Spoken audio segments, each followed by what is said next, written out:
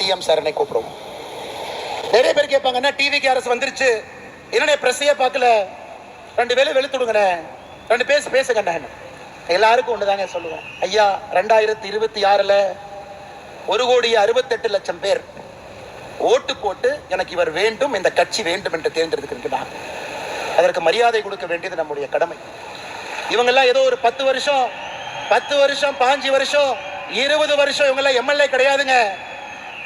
தட்டு தடுமாறி அரசியல்ல வந்து இன்னைக்கு எம்எல்ஏ ஆனவங்க தான் பல பேர் டிவி கேள.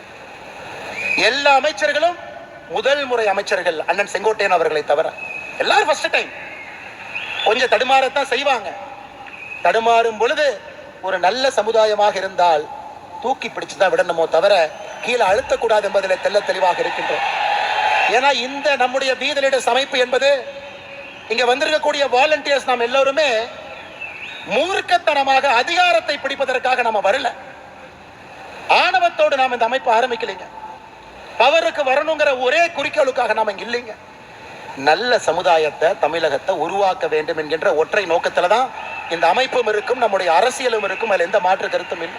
அண்ணே இனி விஜய் சாரனை கூப்பிடுவோம், சிஎம் சாரனை கூப்பிடுவோம். சிஎம் சார் ஒரு ஆர்டர் போடுறார். ஒரு வழிபாட்டு ஆலயங்களா இருக்கட்டும், கல்லூரிகளா இருக்கட்டும், அங்கிருந்து 500 மீட்டருக்குள்ள எந்த டாஸ்மாகாக இருந்தாலும் நாங்கள் மூடுவோம். 717 டாஸ்மார்க்க மூடுறோம்னு சொன்னாங்க. நாம செய்த கள ஆய்வுல ஒரு இடத்திலும் இன்னும் நூற்றுக்கணக்கான டாஸ்மாக் 500 மீட்டருக்குள்ள இருக்கு. அதையும் நாம் ஒரு தீர்மானமாக சொல்லி இருக்கின்றோம். இதையும் நீங்க பேசுங்க.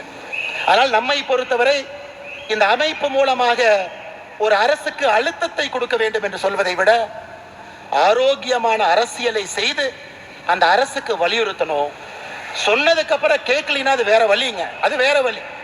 இன்னைக்கு சொல்றோம், கேட்பாங்கிற நம்பிக்கை நமக்கு இருக்கு. அதனால் அடுத்த 1 ஆண்டு காலம் நாம் சொல்லத்தான் போகின்றோம், செய்யுங்க. ஜூலை 1ஆம் தேதி 39 பக்கம் வெள்ளை அறிக்கை நாம கொடுத்தோம். வந்திருக்கக்கூடிய டாக்டர்ஸ் எல்லாம் சேர்ந்து உருவாக்குனது. வெள்ளை அறிக்கையில எப்படி நீங்க போதையை கட்டுப்படுத்தணும், 5 ஆண்டு காலம் உங்க இலக்கு எப்படி இருக்கணும், முதல் ஆண்டு என்ன செய்யணும், 2வது ஆண்டு என்ன செய்யணும், 3வது ஆண்டு என்ன செய்யணும், மாநில அரசுக்கு அதை கொடுத்திருக்கின்றோம். அதை பார்த்து நீங்க செஞ்சீங்கன்னா எங்களுக்கு சந்தோஷம், செய்யினாலும் சந்தோஷம். ஏன்னா மக்கள் பார்த்து கொண்டிருக்கின்றார்கள். செய்வதற்காக நீங்கள் வந்திருக்கின்றீர்கள், மக்கள் நினைக்கிறாங்க. அதனால் நீங்கள் ஆரோக்கியமான அரசியலில் ஈடுபடுவீங்க. எதற்கு அதை சொல்றாங்க அண்ணே, இது எனக்கும் உங்களுக்கும் இருக்கக்கூடிய பிரச்சனை அல்ல, கல்லூரி மாணவர்கள் சம்பந்தப்பட்ட பிரச்சனை. உங்களை நம்பி எத்தனையோ பேர் கல்லூரியில் வேலை பார்க்கிறாங்க. இதை தமிழ்நாட்டு மக்கள் பார்த்து கொண்டிருக்கின்றார்கள்.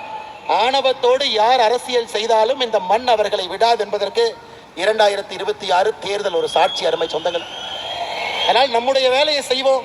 நம்ம எந்த அரசியலை ஏதோ இப்படி பேசுறீங்களே அப்படி பேசுறீங்களே, இன்னைக்கும் நான் சொல்றேங்க, என்னுடைய மதம், நான் ஒரு ஹிந்து, திருநூறு வைக்கிறேன், பொட்டு வைக்கிறேன், குங்குமம் வைக்கிறேன். வீட்டிலிருந்து வெளியே வரும் பொழுது என்னுடைய மதத்தையும் சாதியையும் வீட்டிலே வைத்து பூட்டிவிட்டு சாமானிய மனிதராக, அனைவருக்கும் பொதுவான மனிதராக உங்கள் முன்னால் இருக்கின்ற மதத்தை ஒரு முறையும் தூக்கி பிடித்து காட்ட வேண்டிய அவசியம் இல்லை. நான் ஒரு இந்து மதத்துல வீட்டில் வச்சு பூட்டிட்டு வெளியே வந்தாவே, உண்மையான ஹிந்து அனைவரையும் சமமாக பார்ப்பான், அனைவரோடும் சமமாக இருப்பான், யாரும் பெரிது யாரும் சிறிது என்று பேச மாட்டான், அனைவரும் ஒரே நேர்கோட்டு பாதையில் செல்ல வேண்டும் என்று சொல்வான். அதாங்க என்னுடைய இந்து தத்துவம். இல்ல கரூர்ல இனாம் நிலத்தை கொடுத்துட்டாங்க, 3000க்கும் மேற்பட்ட ஏக்கரை கொடுத்துட்டாங்க, அதை நீங்க டிவிக்கு அரசுக்கு சப்போர்ட் பண்ணி அறிக்கை விட்டுருக்கீங்க, அப்ப நீங்க கோயிலுக்கு எதிரானவரா, இந்து விரோதியா? விஜயநகர பேரரசு காலத்திலிருந்து இனாம் நிலம் என்பது அந்த ஊர்ல கோயில்ல வேலை செய்யறவங்களுக்கு அரசு கொடுத்தது. பூ விற்கிறவங்க, கோயில் இருக்கக்கூடிய பண்டார சகோதரர்கள், நாதஸ்வரம் வாசிக்கிறவங்க, தவில் வாசிக்கிறவங்க, அவங்களுக்கு கொடுக்கப்பட்ட இடம். அந்த கர்ம வீரர் காமராஜர் ஐயா 1963 ஆட்சியிலிருந்து அவர் செல்வதற்கு முன்பு அதற்கு ஒரு செட்டில்மெண்ட் தாசில்தார் போட்டு அதை பஞ்சாயத்து பண்ண முயற்சி பண்ணார். அது திமுக காரங்க அதை வச்சு பாலிடிக்ஸ் பண்ணி பண்ணி பண்ணி கோவில் நிலம் இந்த நிலம்னு ஒன்னா சேர்த்து அதை 0 டிகிரின்னு ஒரு ஆர்டர் போட்டு பண்ணாம வச்சிருந்தாங்க. இன்னைக்கு ஒரு அரசு வந்து 60 ஆண்டுகளாக 100 ஆண்டுகளாக அந்த இனாம் நிலத்துல குடியிருப்பவர்களுக்கு திரும்ப அந்த மரியாதை கொடுத்திருக்கும் பொழுது அதை வரவேற்க வேண்டியது ஒரு தமிழனுடைய கடமையாகத்தான் நான் பார்க்கின்றேன். கோயில் சொத்தை நீட்போம், இனாம் நிலமும் கோயில் சொத்துக்கும் சம்பந்தம் இல்லை. இதற்கு எனக்கு கிடைத்திருக்கக்கூடிய பட்டம் அண்ணாமலை இந்து விரோதி. அப்படிப்பட்ட இந்து விரோதின்னு எனக்கு பட்டத்தை கொடுத்தீங்கன்னா அந்த பட்டத்தை அப்படியே நீங்க வச்சுக்க. இதே ஹெச் ராஜா அண்ணன் கரூர்ல அக்டோபர் 2024 வந்து இனாம் நிலத்தை மக்களுக்கு கொடுக்க வேண்டும் என்று சொன்னார். அவர் இந்து விரோதி அல்ல.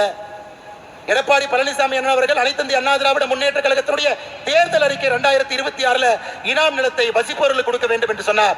அவர் இந்து விரோதி கிடையாது. ஆனா இன்னைக்கு நியாயமா நேர்மையா ஒரு மக்களுக்கு இருக்கக்கூடிய மக்களுக்கு அது செல்ல வேண்டும் என்றால் இந்து விரோதி. அதனாலதான் இந்த இடத்துல எத்தனையோ இடத்துல கிறிஸ்தவர்கள் இருக்கிறாங்க, இஸ்லாமியர்கள் இருக்கிறாங்க. அருமை சொந்தங்களே, இன்னைக்கு நான் அறுதியிட்டு தெளிவாக உங்களுக்கு நான் கோடிட்டு இந்த அமைப்பினுடைய ஒரு தன்னாளராக நான் சொல்லுகின்றேன். மதம் என்பது இந்த அமைப்புக்கு வெளியே, சாதி என்பது இந்த அமைப்புக்கு வெளியே. ரைட் ஹேண்டு லெப்ட் ஹேண்டு இந்த சாதி மதத்தை வைத்து இத்தனை காலம் அரசியல் செய்து பட்டது போதும். உங்கள் மதம் உங்களுக்கு பெரிது, என் மதம் எனக்கு பெரிது. அதை வீட்டிலே பூட்டி விட்டு வெளியே வரும் பொழுது அனைவருக்கும் பொதுவான சமமான ஒரு தமிழனாக, ஒரு இந்தியனாக, ஒரு மனிதனாக நம்முடைய வாழ்க்கை இருக்கட்டும். அருமை சொந்தங்கள், ஏன்னா இன்னைக்கு கோடிட்ட வேண்டும். நாம் இந்தியன் என்பதிலே பெருமிதம், அதில் எந்த மாற்று கருத்து வேண்டாம். அந்த அரசியலுக்குள்ள நம்ம போக வேண்டாம். அந்த அரசியல் நமக்கு வேண்டாங்க. அந்த சாக்கடை அரசியலுக்குள்ள நம்ம போக வேண்டாம்.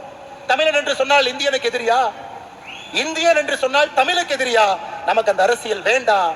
நம்முடைய அரசியல் என்பது ஒருங்கிணைந்த இந்திய அற்புதமான இந்த நாட்டில், பாரத நாட்டில் முதன்மையாக தமிழகத்தை மாற்றுவதற்காகத்தான் இந்த அமைப்பு, அதற்காகத்தான் நம்முடைய உழைப்பு, அதற்காகத்தான் உங்களுடைய உழைப்பு, இந்த இயக்கம். அருமை சொந்த